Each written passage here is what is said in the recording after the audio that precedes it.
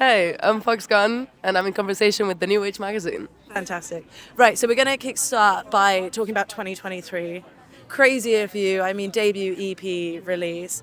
I think I listened to the whole thing and I summarized it as like sex, chaos, and dancing. Yeah, that's perfect. Yeah, I'm gonna start using that. So I had a very, very big breakup, and it was my first like lesbian breakup. So it was horrible. And I wrote Pottery, which was the first single of it. And after that, I was like, actually, I'm done with writing about this person. And the song does say that it's like, no more writing about you. And I was like, I'm gonna write about what I'm going through. I feel like everyone writes before and after, but not through it. I was hoeing around, like it is what it is, and I was going out a lot, and I was meeting a lot of people and dating a lot. And I was like, I might as well make an EP out of it. And it wasn't like, there wasn't a lot of premeditation with it. It was just like, I would come home mostly at like 3, 4 a.m. after the club and be like, I need to write something. And that's how it happened. I wrote all of the toxic part, which is funny because at the time I was like, oh, I'm just seeing all these toxic people, and I have now realized that I was the toxic one.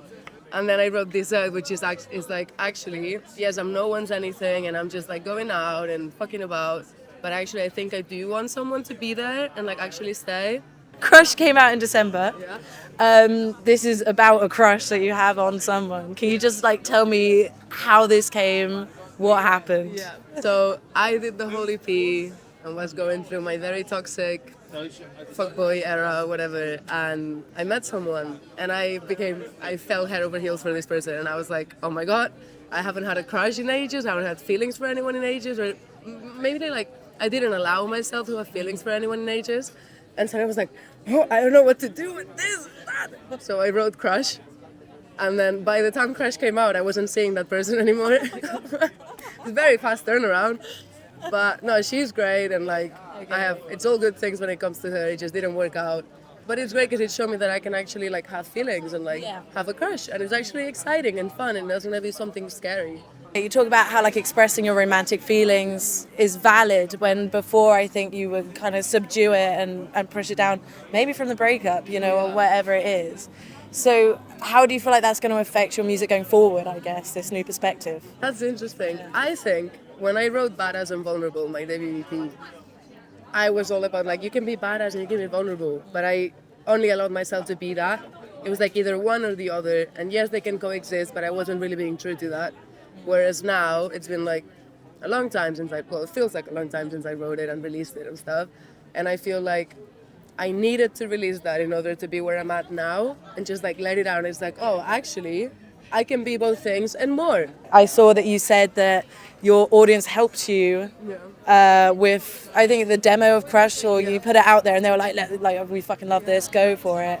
How does that feel with you, and how is your relationship with your audience in making and creating? I still haven't processed it all. Like, it's happened very fast. Like, I've been working on my music for like 9 years, but the whole having an audience that actually cares and feels like they care has been very recent. So it's just a bit crazy to me that I'm like, oh my god, you actually want to hear this? You care what I have to say?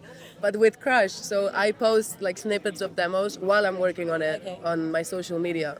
And I'm like, hey, I just wrote this, what do you think? And with Crush, the response was insane. And at that time, I only had like one verse, and that was it. And within a month, it came out.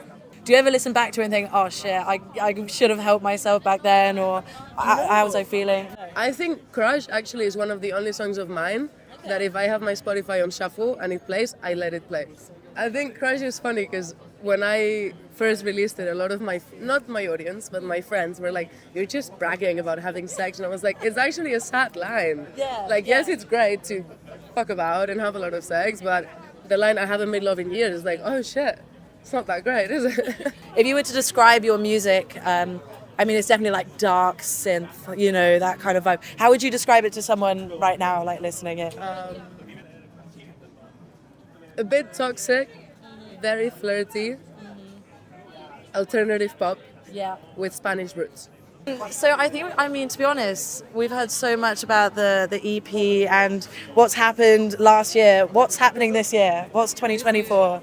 I'm not really sure. I've just sold out for the first time. Amazing. My headline show, and like with a month to spare, which has never happened to me.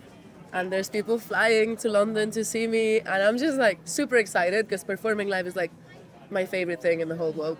And then we're gonna do Queer Prom again. So when I released my EP last year, the release party was Queer Prom themed.